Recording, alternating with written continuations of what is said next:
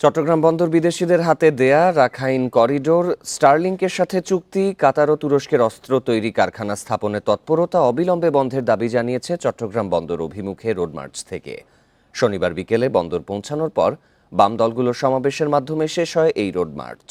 এ সময় দাবি না মানলে আরও কঠোর আন্দোলনের হুঁশিয়ারি দেন বক্তারা। হাতে নানা প্ল্যাকার্ড আর মুখে স্লোগান। ঢাকা থেকে আসা রোড মার্চ চট্টগ্রাম বন্দরের ৪ নম্বর গেট এলাকায় এসে পৌঁছায় শনিবার বিকেল ৫টায়। বন্দরের এনসিটি ও রাখাইনে করিডোর দেওয়ার জোর প্রতিবাদ জানান রোড মার্চে অংশগ্রহণকারীরা। বলেন, বন্দরের মতো একটি লাভজনক প্রতিষ্ঠানের কর্মীদের দক্ষ না করে উল্টো বন্দরকে সাম্রাজ্যবাদীদের হাতে তুলে দেওয়ার পায়তারা চলছে, যা জনগণ কোনোভাবেই মেনে নেবে না।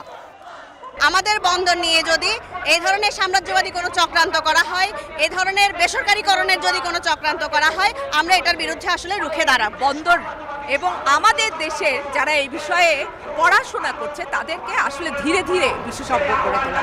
পরে কমিউনিস্ট পার্টি চট্টগ্রামের সভাপতি অশোক সাহার সভাপতিত্বে শুরু হয় প্রতিবাদ সমাবেশ।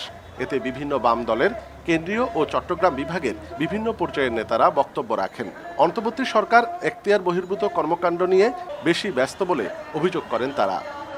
হাজার হাজার মানুষ সংহতি জানিয়ে তারা বলেছে অন্তর্বর্তীকালীন সরকারের কথা ঠিক নয়, ওইটা ভুল পদক্ষেপ।